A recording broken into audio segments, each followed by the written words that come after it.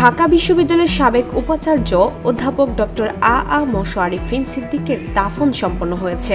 শুক্রবার জুমার নামাজের পর ধানমন্ডি ঈদগাহ মাঠে তার জানাজা অনুষ্ঠিত হয়। পরে আজিমপুর কবরস্থানে বাবা মায়ের কবরের পাশে তাকে দাফন করা হয়।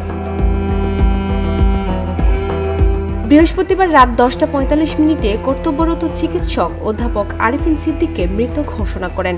মস্তিষ্কে স্ট্রোক ও রক্তক্ষরণজনিত কারণে ইব্রাহিম কার্ডিয়াক হাসপাতালে চিকিৎসাধীন অবস্থায় তিনি মারা যান। পরিবার সূত্র জানায়, অধ্যাপক আরিফিন সিদ্দিক ইব্রাহিম কার্ডিয়াক হাসপাতালে নিউরোসার্জন অধ্যাপক নজরুল ইসলামের তত্ত্বাবধানে চিকিৎসাধীন ছিলেন। গত 6 মার্চ ঢাকা ক্লাবে দাঁড়িয়ে কথা বলার সময় হঠাৎ তিনি পড়ে যান। এরপর তাকে ইব্রাহিম কার্ডিয়াক হাসপাতালে নিয়ে যাওয়া হয়।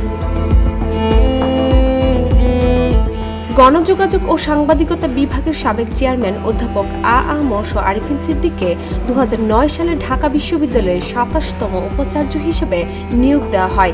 2017 সালে তিনি উপাচার্যের দায়িত্ব পালন শেষ করে আবারও গণযোগাযোগ ও সাংবাদিকতা বিভাগে অধ্যাপক হিসেবে যোগ দেন। 2020 সালের জুন মাসে বিশ্ববিদ্যালয়ের শিক্ষকতা থেকে অবসরে যান তিনি। ডেস্ক রিপোর্ট, ভোরের পাতা।